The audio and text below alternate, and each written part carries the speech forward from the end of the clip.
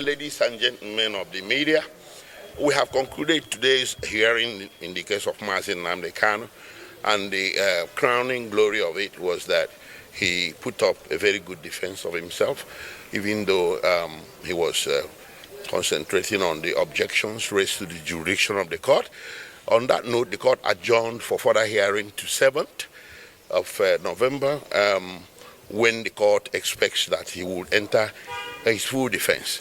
Well, having said that, I know a lot of people have raised questions and eyebrows about the propriety of Mazi Nnamdi Kanu representing himself. It is his decision to make. He has a right under the Constitution to defend himself, and this case being politically charged, I think the idea or the notion that this is a normal criminal case has to be dispensed with. This is a normal criminal case at all. If you want to understand the complexity of this case and the true political dimensions to it, you think of the case of Nelson Mandela, Martin Luther King, or Bafemi Awolowo, Mahatma Gandhi. These cases were all politically tinged cases masquerading as criminal prosecutions, and these great men I mentioned, at some point in their struggle, at some point in their travail imposed on them by the state, they took the podium and defended themselves. So a politically charged case often comes with some unusual dimensions like this. So because why? The reason is simple.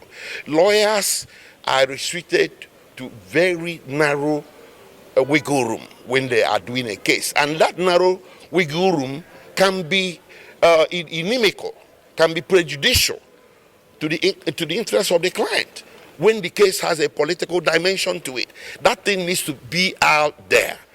That limitation we have is not expected of the defendant himself. So a lot of times the defendant himself will make the best defense of his case at that very point in time. That does not obviate the fact that the presence of a lawyer in a case is always better. But in certain circumstances, there are exceptions, and the exception is, this one is one of the major exceptions. Thank you. Thank you very much. Thank you very much. Okay, my lord